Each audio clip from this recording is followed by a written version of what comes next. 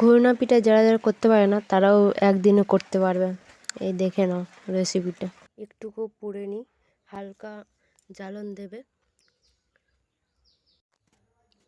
এই চালটা সারা রাত ভিজিয়ে রেখেছি বাটি সাপটা করার জন্য। এবারে মিক্সির জারে নিয়ে নেব, পেস্ট করে নেব।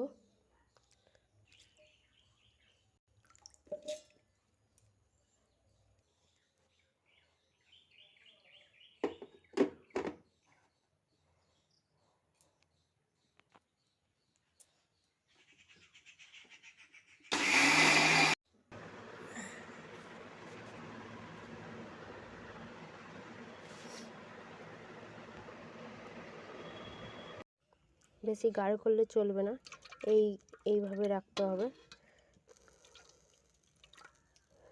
দেখবে এরকম পাশ থেকে ঢাকা খোলার পর পাশ থেকে এরকম ছেড়ে ছেড়ে যাচ্ছে, তাহলে সুন্দর করে উঠে যাবে।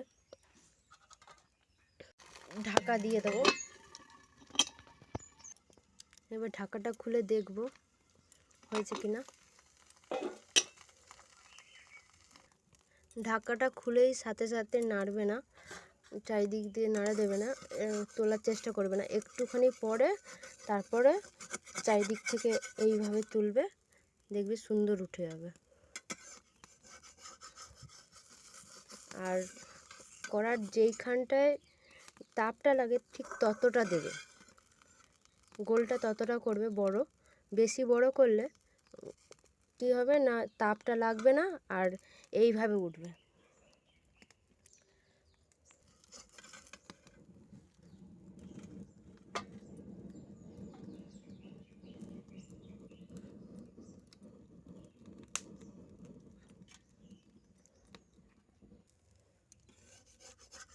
দেখো প্রত্যেকটা বেশ সুন্দরই উঠছে। প্রত্যেকবারে নামানোর পরে 1 ফোঁটা 2 ফোঁটা করে তেল দিয়ে কড়ার মধ্যে চারিদিকে লাগিয়ে তারপরে বাটারটা দেবে। এটা দেওয়ার সাথে সাথে কিন্তু ঘোরাতে হবে, না তো বসে যাবে।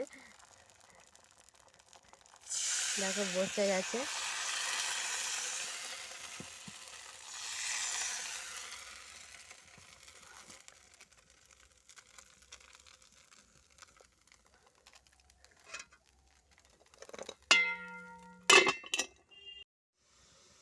এখানে নারকেল গুড় দিয়ে একটুখানি জল দিয়ে একটুখানি নেড়ে নিচ্ছি। সবাই ভালো থেকো, সুস্থ থেকো, আবার দেখা হবে পরের ভিডিওতে।